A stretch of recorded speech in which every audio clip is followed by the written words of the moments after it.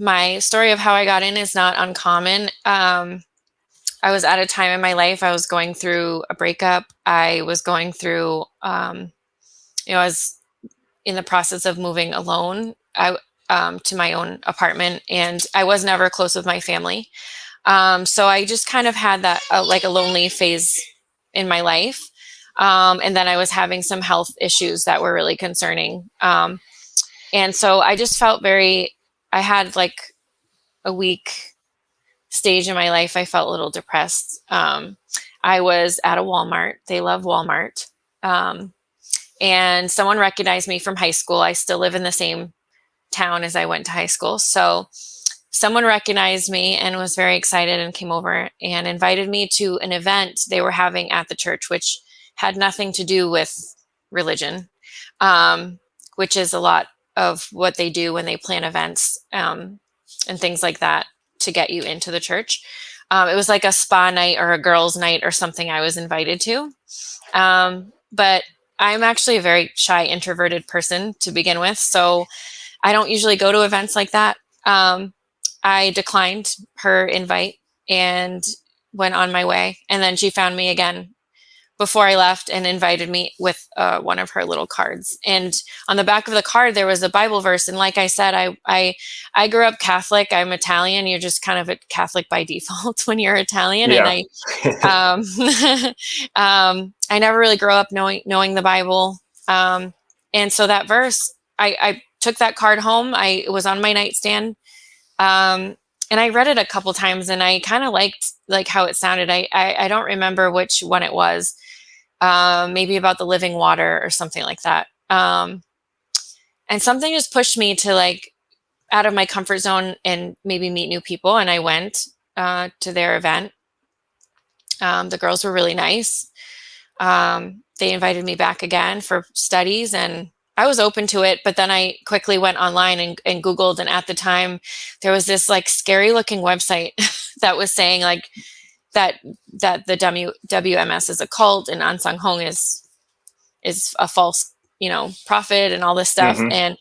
And before I went back, sent her the person who invited me, I sent her the link and I said, "What is this? I'm not coming back." And she begged me, "Just come one more time and let me, talk to you about this. And if you don't ever want to come back, you don't have to." So I went, and they roped me right in. So Yeah.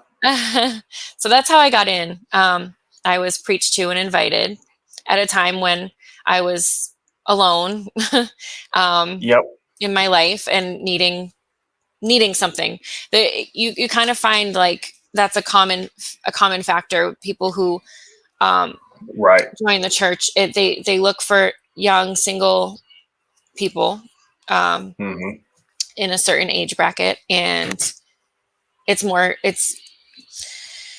nice to know that you have a community, or you can meet new friends, and maybe if you're not close to your family, it definitely has like a family feel to it at first, that kind of draws you in a little. So Mm-hmm. So what was your kind of initial reaction or feeling toward them when you joined, and kind of like, did you notice anything weird? Obviously you read the stuff on the website, and I would think maybe some of that would have stuck with you. Did you forget about those things? Did that stuff get cleared up for you, or? It was always like somewhat in the back of my mind, but Mm-hmm. I did enjoy the girls. I got to know the girls there. We had fun. Like they were, I got close with them. So that was a nice part of being there. It felt really nice at first. Something always felt just a tiny bit off, but I kind of ignored it. I thought maybe it was me. And they paint a different picture when you first get there. Yeah. What was that? Were you able to put your finger at all on what it was that felt off? It's a little awkward. Like you always feel like eyes are on you. So I have to say, I'm from what they call an office church, which is a very small church that's usually in a business plaza, or it's not an actual church or facility. It's very small. So it's very tight knit and close, and there's not a lot of members. It's just a little bigger than what they call a house church, which is literally in someone's house. So it was very small. And so like, I always felt like weird, like eyes are on you. Like, I don't know. I just felt, it just had like a little bit of an awkward feel to it sometimes. So do you feel like you experienced aspects of control or manipulation, mind control, or any sort of your, generic cult sort of behaviors? Did you pick up on anything like that? Not at first. In hindsight, it was there from the get-go, but as you get deeper, so with this group, basically the word indoctrination and the word faith can be interchangeable. The more indoctrinated you are, the more faith you have. That's how it's, and the more faith you seem like you have, it's because you're indoctrinated further. So as you're becoming more and more indoctrinated, and you're becoming like the group with groupthink and, following the crowd and things like that, it just, it looks like you're building your faith. Oh, wow, she's growing in Zion. She's building her faith. But really it's, what it actually is that you're becoming more indoctrinated. So as you're becoming more indoctrinated, more expectations are placed on you, more control is placed on you, more guilt, shame, fear is placed on you. It's not all placed on you at once. It sounds like it sounds great. It feels great for a while. The faster you grow or study and be a part of the activities and things like that is when things start slowly piling up. Just like Edgar touched on, like first it's, oh, you just do this one thing, and then it's this plus this, and it just keeps growing. It's the same thing with the psychological aspect as well. Yeah.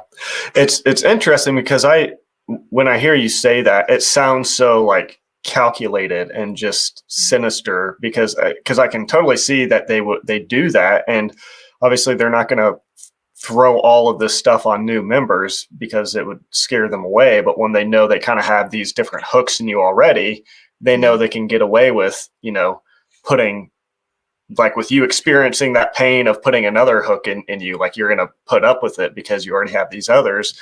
But it's just, it's interesting that it sounds so calculated. But I think like even I would imagine probably a lot of the leaders don't even, I think they're so indoctrinated as well that they don't even realize what they're doing, really. They think they're doing what is the right thing to do. And many of them probably also have these internal checks and bad feelings deep inside about what's going on. But they just sweep them away with their cult narrative. I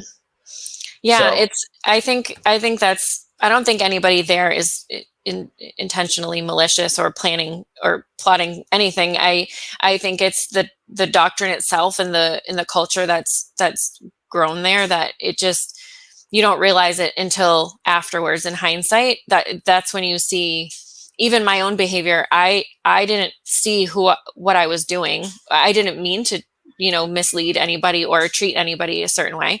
When I started becoming very active and became a gospel worker there, I didn't realize what I was doing until after I left. And then I looked back in hindsight, and it's kind of like cringy in a way. I'm just like, I feel bad, and so that's, I don't think anyone there is maliciously or purposely doing that. I think they're so indoctrinated, like you said, that there's no way to really see when you're there. It's like blinders. Another thing I hesitated coming on is like, there's a couple, very few people there that I really genuinely care about and miss. And I almost was a little careful of their feelings. Like I didn't want them to feel like I was talking ill of them, because I'm not. And I very much miss some of them, but I know that our relationship was built on conditional love. And like, where are they now? Have they checked on me? Have they, do they miss me? No, it was just all conditional. And it was all kind of their version of love.